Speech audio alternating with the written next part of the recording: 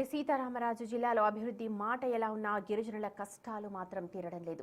నేటికి గిరిజన పల్లెలకు కనీస రోడ్డు సౌకర్యం అందని ద్రాక్షలానే మిగిలిపోతోంది. తాజాగా డుమ్రిగూడ మండలంలో చోటు చేసుకున్న ఘటన గిరిజనుల దయనీయ స్థితికి అద్దం పడుతోంది.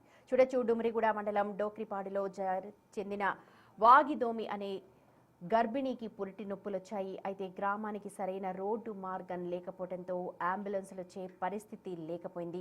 చేసేదేమీ లేక కుటుంబ సభ్యులంతా కూడా డోలీలో ఉంచి సుమారు 5-6 కిలోమీటర్ల మేర కొండలు గుట్టలు గుండా భుజాలపై మోసుకుంటూ బొడ్లమామిడి జంక్షన్ మెయిన్ రోడ్డుకి ఆ గర్భిణిని తీసుకొచ్చారు.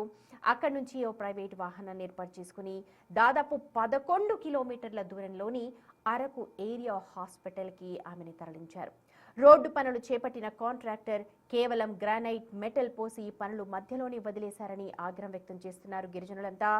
మరింత భారంగా ఇప్పుడు ఇది మారుతోందని గిరిజనులు ఆవేదన వ్యక్తం చేస్తున్నారు. ఇప్పటికైనా పాలకులు, అధికారులు స్పందించి తమ గ్రామానికి శాశ్వత రోడ్డు సౌకర్యాన్ని కల్పించాలని కోరుతున్నారు.